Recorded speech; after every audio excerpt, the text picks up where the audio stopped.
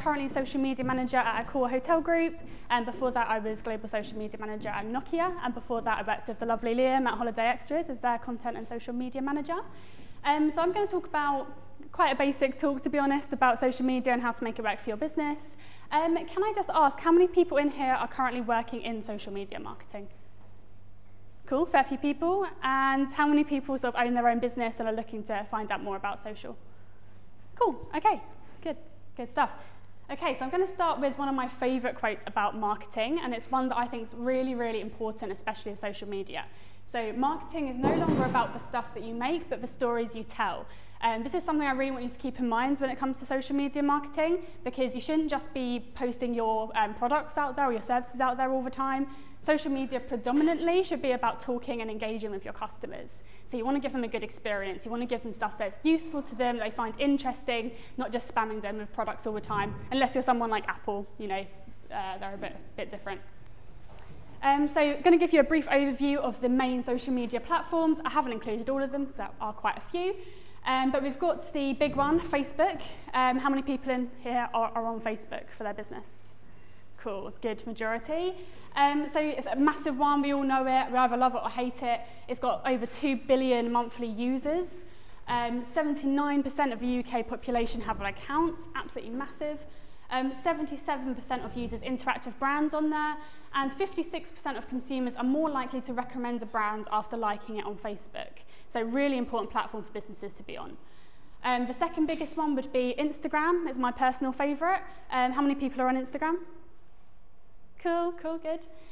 So that's a bit smaller than Facebook, but it is catching up rapidly. It's definitely one to be keeping an eye on over the next few months. 41%, I think that says, of the UK population have an account, and Instagram stories is something that is absolutely massive at the moment. It's actually overtaken Instagram's posting to the feeds, so more people are actually using daily Instagram stories than they are actually posting on their feeds now.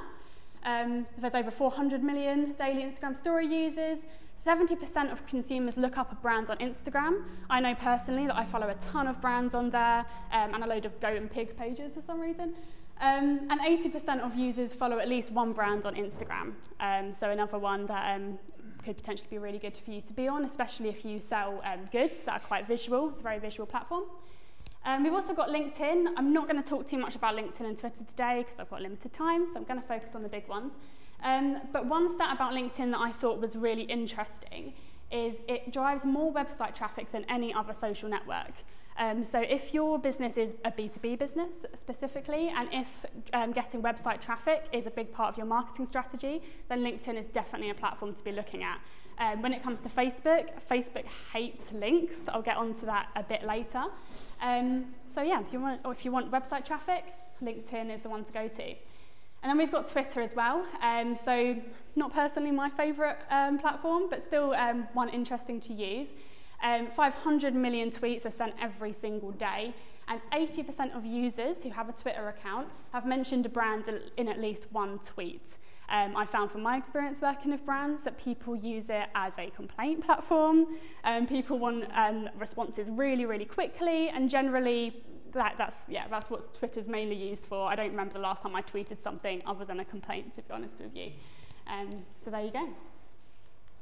So I'm going to start off with Facebook, one of my favourite platforms. I'm going to talk to you a bit about the best practices on there. Facebook is notoriously difficult to use as a brand, especially since last January, where we had the algorithm apocalypse, some people were calling it. A lot of marketers went a bit crazy. We started to really worry about the effects that it would have on their pages. And these are the sort of topics I'm going to be talking about. So posting regularly, community management, really, really big deal, that one. Looking at data, types of content that you should be posting, paid advertising. Facebook is a pay-to-play platform, probably don't need to tell you that. And engaging content and what is engaging content. So first of all, posting regularly. So with any social media platform, you want to be posting regularly for your content to be seen by more people. The more you post, the more organic reach you're going to get, plain and simple. I was actually listening to a podcast today by Buffer, really good podcast. I think it's just called The Science of Social Media. And they actually said that the optimum amount of posts is 5 a day. I think that's quite a lot. And let's face it, nobody's really got much time to do that. I've got a whole social media team at Accor Hotels, and we don't even post 5 times a day. You know, it's really hard work to do that. So don't beat yourself up if you can't commit that much time to it. But if I were you, I'll try to at least post 1 post per day. The more better. Also experiment posting at different times. So Facebook Insights, which is available for free on all of your pages, actually shows you when your customers are most online. So look at that data, use it, experiment posting at different times as well. It doesn't matter if you post the same post twice. You know, you can post one at 9 AM and then the next day maybe try posting at 6 PM. Just make sure you include some posts in between so you haven't got like the same posts appearing right after one another. Schedule in advance. This is something I rely on big time because I haven't got time to, you know, just stop what I'm doing and quickly send out a tweet or a Facebook post. You can do that within Facebook for free, but you've also got lots of other tools that you can use as well, like Buffer. That's my favourite one. It's free to use for the basic package, and you can use it for Twitter, and you can now use it for Instagram, I believe, as well. So definitely check that out if you haven't heard of it before. And what I mentioned earlier about using Facebook Insights to see when people are most likely to be online. That's what it looks like. So you just go to your page, you go to the Insights tab, down to posts on the left-hand side, and then you can see there where people are most likely to be online. I found from my experience that 6 PM to 8 PM is normally your best bet, or first thing in the morning, sort of 7 to 9 AM. Anything from sort of 9 to 1 is generally a bit of a dead zone, but still try it out, you know, test it, you never know. Depending on your business, it might work differently for you. Community management. So this is probably one of the most important things about social. If you have a page and you're not replying to your customers, you're not engaging with them, what's the point? You know, you're making this content to talk to your customers, so you've got to talk to them. Reply to everything if you can. So with Holiday Extras, when I worked there, this is something they were so good at. Nearly every single comment, bearing in mind we have 250,000 fans on that Facebook page, nearly every single comment was replied to. We really tried to encourage conversation. We tried to encourage meaningful interactions. Get onto that a bit later. But that basically just helps your organic reach. You know, the more that you comment, their friends are going to see that they're having this discussion with another page. They might start commenting on there. It's probably the best thing you can do to increase your organic reach. So community management is really important. Don't ignore your customers. You know, they want to have a good experience. They want to talk to you. That's why they're commenting on your stuff. Especially if you've got a complaint, don't just delete it. I think that's probably the worst thing you could do.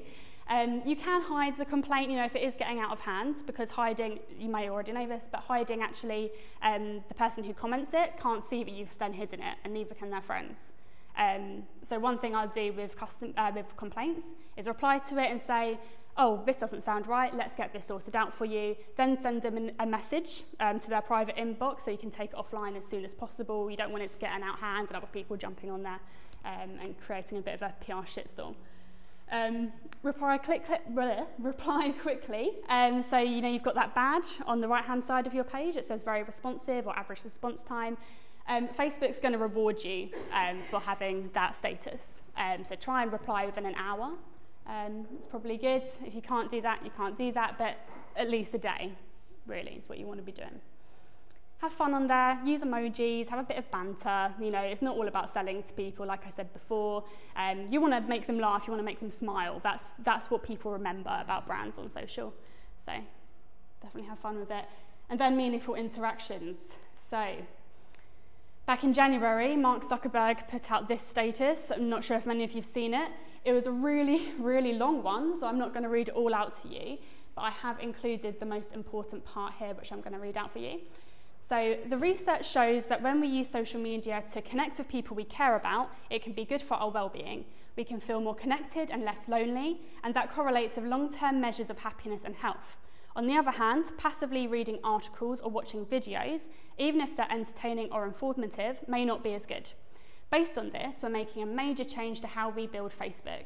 I'm changing the goal I give our product teams from focusing on helping you find relevant content to helping you have more meaningful social interactions. So, what the hell are meaningful interactions? Meaningful interactions are basically posts that generate conversations within the comments. And that's not just conversations between one person and a page, that's conversations between their friends, other people. So you want to be encouraging conversations that include long form comments. So one thing I see a lot of brands doing on social is doing posts like tag somebody who likes ice cream. You know, that's not really good enough because that's just one name tag. You know, it's not really a meaningful interaction whatsoever. You want people to be commenting stuff like, I don't know, if you're a travel business and you say, what's your favourite thing to do in Berlin? And then that person's going to say, oh, I went to Berlin. You know, people are quite narcissistic on social. They love to talk about themselves, don't we all? So then they could write a really long comment giving all these great tips. Somebody else is going to see one of the tips and are like, oh, I've been there as well. And then they're going to get involved. I've included a screenshot of Netflix because I think they're really, really good at this. Obviously, it's a bit natural based on what they do. A lot of people sort of watch these movies together or these series together. So if there's a trailer for the next season, people are going to get excited. They're going to be tagging their friends and being like, oh my God, I can't wait. So yeah, they do this really, really nicely. Another form of content that gets a lot of meaningful interactions is live video. That's very much a type of content that Facebook is really pushing at the moment. So Facebook don't want people leaving their app. They want people to stay on there as long as possible, which is why video is such a huge thing at the moment. It's why when you post a link to a website, your reach is probably going to be tiny, like really, really small. So I was saying to one of my friends earlier that when I worked for Nokia, we had 4 million fans on that page. And recently we posted a link to the website and it reached 100 people out of 4 million. That's tiny, it's crazy. We didn't promote it, that was just organic reach. But if we posted a video, it would reach 10,000 instantly. So really important to think about what sort of types of content you're posting as well. News articles, always brilliant to share. People like to be sort of the first in the know. So any breaking news that you've got, post that, make the most of it. And lastly, Facebook groups. I could go on about this for a long time, but in interest of time, I'm not going to. But Facebook groups is a really good way of managing a community as well. So I found that engagement rate, volume of engagements always works better in a group. As many of you probably know, if you've actually joined a group and somebody posts in there, you'll get a notification. So it's much easier to keep up with the content that's being posted in a group as opposed to a page. Look at the data. So I'm a bit of a numbers freak myself. I love looking at data. I find it really interesting. I think it's really important if you're posting your content, don't just put it out there and let it die. Always sort of look at it and see what performed the best. Sort of try and figure out what metrics you're after. Do you want to reach loads of people? Do you want a really engaged community? Then you want to be looking at engagement rate.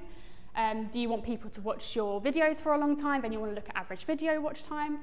So lots of different metrics you can look at there. But just make sure you are looking at it. I would suggest doing a sort of weekly report and just seeing what ones were your best ones. But don't just look at the best ones. Always look at the ones that bombed and did absolutely crap, because that can often give you a lot more insight actually than your top performing ones. And then you can use that to dictate any future content that you make. I've already covered when your customers are online. So these guys here, Social Media Examiner, Buffer, Sprout Social, Social Bakers, they are absolutely brilliant. I love all of them, especially Social Media Examiner. I have tried to make it, work it into my routine that I try and read at least one update from one of these people. So whether it's listening to a podcast, whether it's reading a newsletter, I try and do it before 9 AM before I start work, just so I'm in the know about any latest developments, because the most embarrassing thing is when somebody comes up to you who doesn't work in social and are like, have you heard about that latest Instagram algorithm change? And you're like, yeah, no. So yeah, I try and look at statistics as much as possible. What is it? Google, Think with Google, that's the one. That's a really good one to bear in mind as well.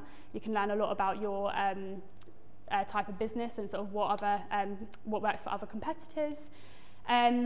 And yeah, definitely look at your competitors as well. So you don't really want to like pinch their ideas, but there's no harm in getting inspiration. Again, Facebook Insights can show you this information. So if you go to the Insights tab, on Overview, if you scroll down a little bit, it will actually give you suggested pages that they think is like yours. Sometimes they're wrong. From what I found, it's actually pretty accurate. And then you can actually start watching those pages, and it will show you each week what the total page likes are, how much engagement that page is getting. yeah, and it's always just good to have a nose of what content they're posting, and it's also a nice little boost when you see your engagement is higher than people with like 31k followers as well. Types of content. So 70%, I mean, I got this information from Social Bakers, I actually think it's higher than that, but 70% of users on Facebook are using their mobiles. So it's very much a mobile first platform. If your site isn't mobile optimized, please don't share links to it, because people will open it, they're going to be dragging around their screen for ages, like trying to read it, trying to see the images properly, and it's just going to give them a really bad user experience. So please make sure your site is mobile optimized. If it isn't, try and make your content into something like video or an infographic, something that you don't have to leave Facebook for. And as I said earlier, it's really expensive to get link clicks on Facebook. At the moment, I think the average is about 50p per click, whereas if you put a video up, it's like 1p per view. So it's quite a considerable difference. Yeah, I would definitely suggest introducing video strategy to your marketing strategy. There's lots of free tools you can use. I like Adobe Spark. It's a really good one, really easy, and I think there's one called WizBits or something I found out about today. So yeah, they don't have to be like super high quality. You don't have to like hire a videographer and pay thousands of pounds for one, or you can do. But yeah, just try and sort of include, even if it's just for 10 seconds, you know, you're going to reach more people. That's the main thing. So it's almost like cheating the system, really.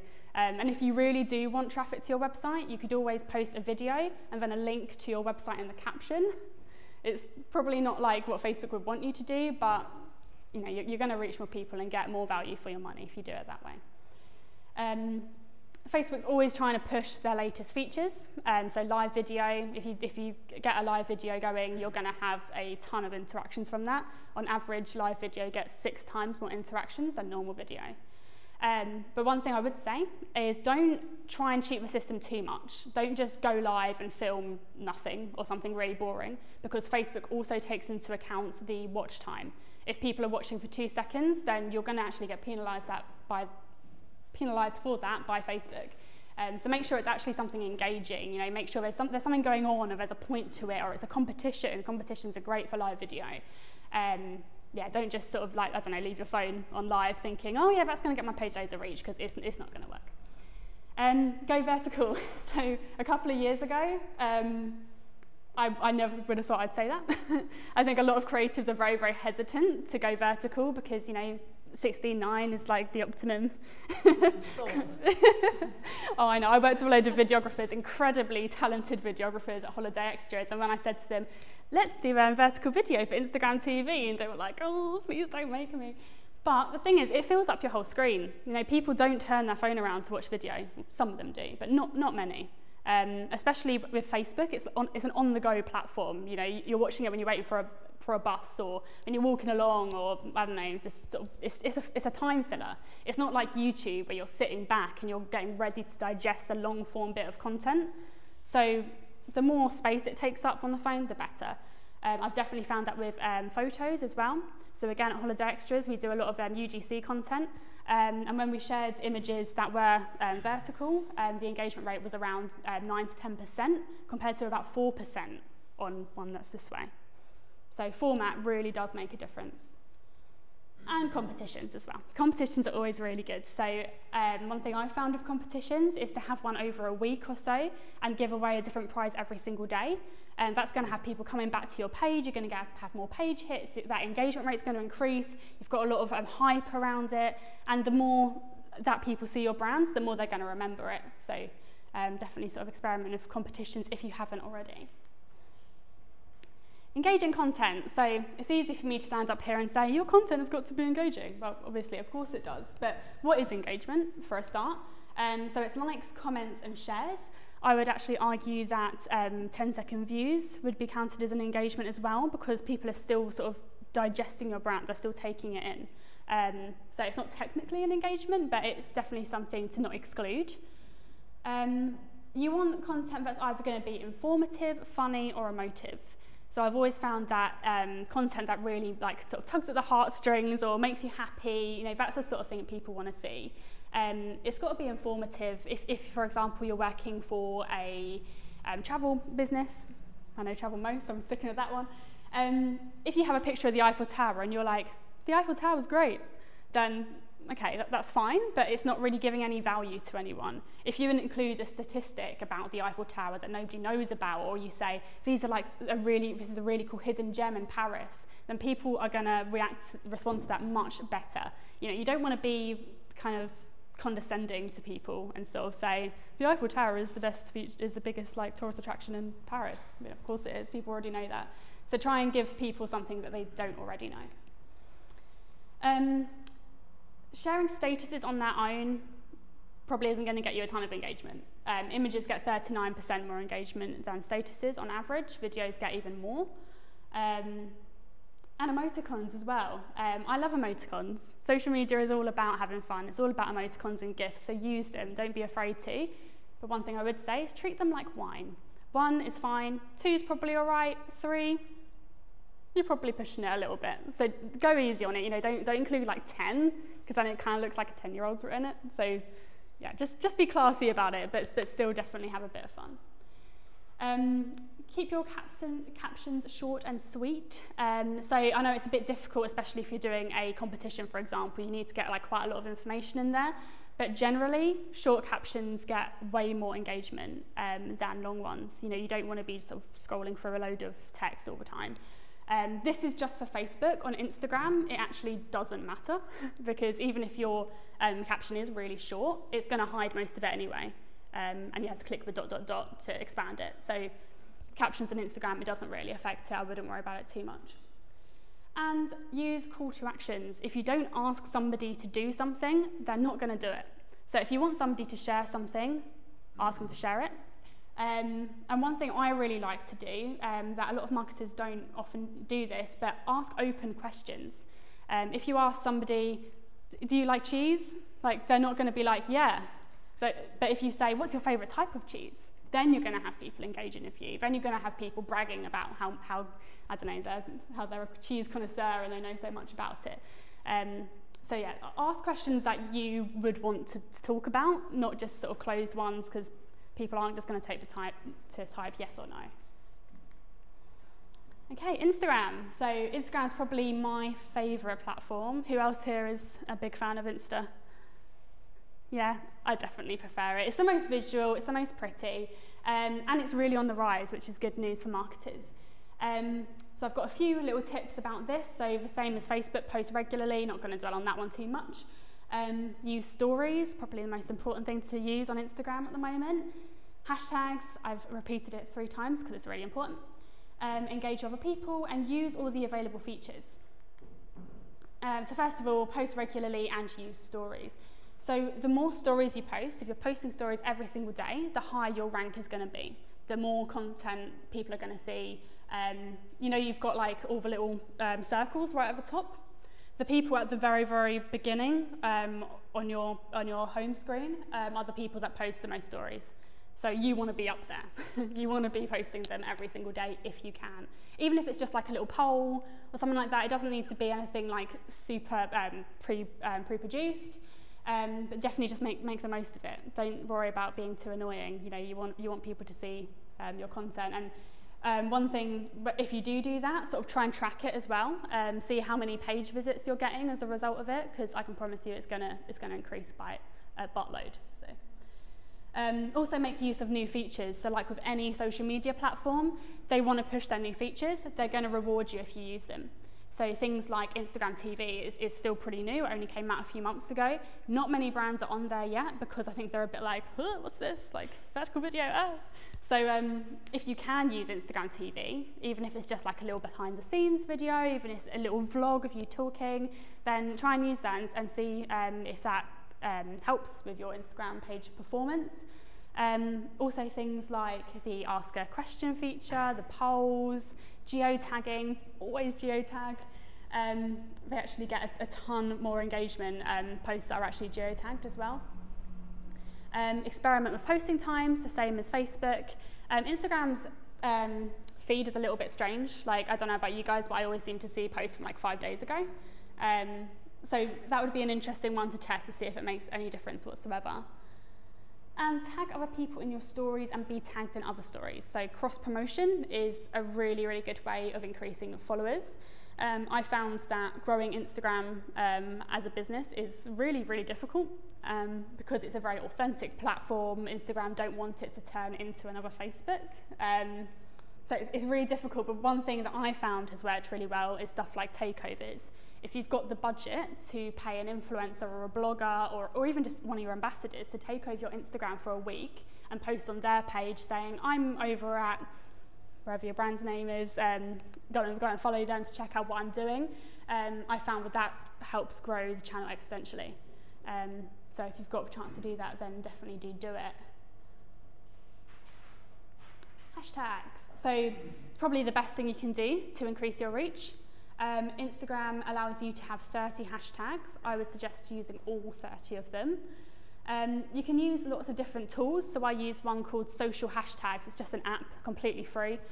You type in the search bar, say for example you're a videography business, you can type in video and it will show you the top 30 hashtags with the word video in it. So for getting a lot of eyes on your content, so to use. Little stat up there, posts with 11+ hashtags receive 80% more engagement on average. That's huge, that's massive. I've noticed from my personal one, if I include my 30 hashtags, I get like so much more engagement than if I don't use any. So you know, they're there to use them. Get inspirations from other posts, so using the explore feature is always a really good one. I found the Instagram algorithm is actually really good. I tend to get really relevant content on my explore option. So take a look at them and also look at maybe your competitors and what hashtags they're using. Or if you, say for example, you're a coffee shop and you type in hashtag coffee in the search bar, look at the top posts that come up and see what hashtags they're using. Because a lot of the time those top posts are there because they've used good hashtags and because they've got a lot of eyes on their content. And use relevant ones consistently. So if you're hitting the same people over and over again, that's going to be good for your brand recognition. So if you have your own hashtag, put it in your bio, use it on every single post. Again, if you're like a coffee business, carry on using Coffee Kent or something, I don't know, so people in Kent who love coffee are going to consistently see that post. Engage with other people. So this one is also really, really important, a little bit like community management on Facebook. If I were you, I would try to engage with at least 10 posts every single day. Commenting on them is better, but liking them will suffice. That's still good. One brand that's really good at this is Cypress Hill, randomly. I always see them like commenting on like Snoop Dogg's stuff and Rita Ora's stuff. They're everywhere. I don't know if it's them doing it or if they've got a bot or a PA or something. I have no idea. But it's a really good thing to do. Even with like networking events like this, you know, maybe exchange Instagram handles afterwards, follow each other, engage with each other. Be really good for sort of increasing your engagement, and then hopefully that post will show up in other people's explore options as well.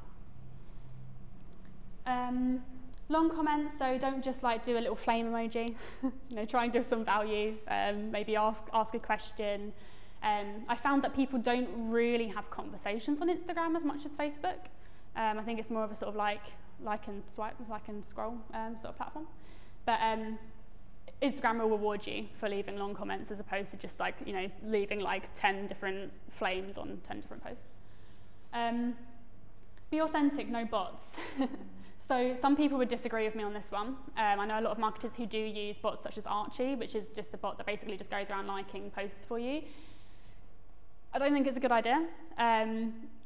Not me personally, but I know somebody who actually got banned from Facebook for using that, by Instagram, sorry, for using a bot. And a lot of the time you can't control what they're going to like.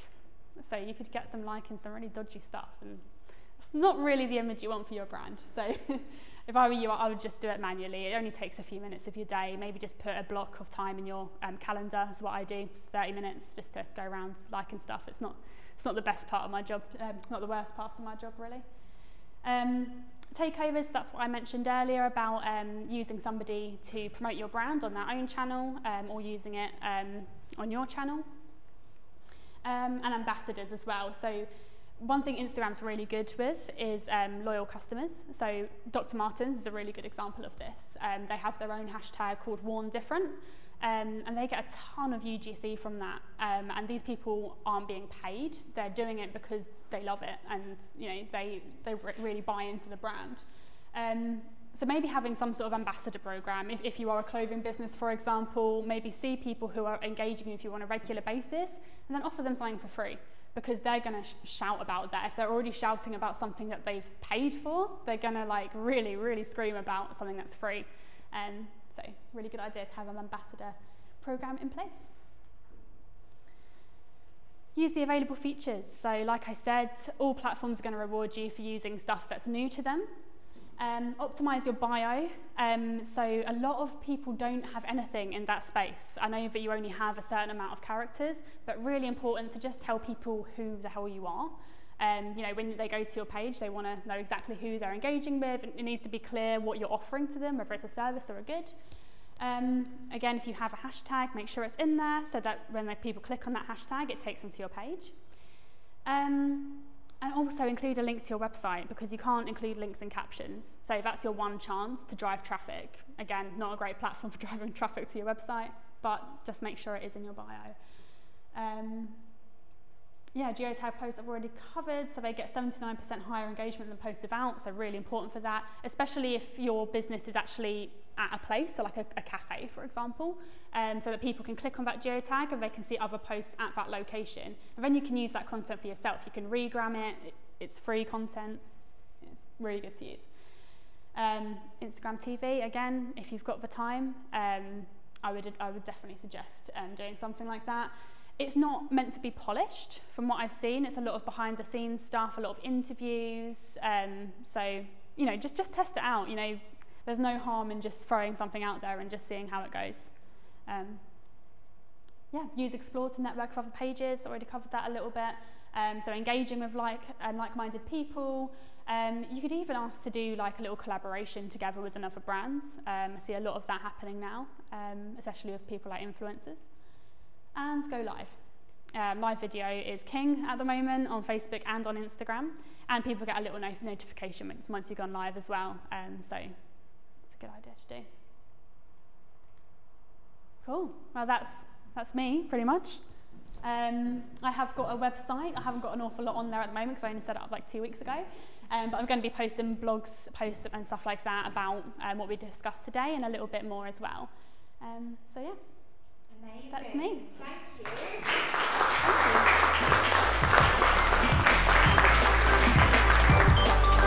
Thank you.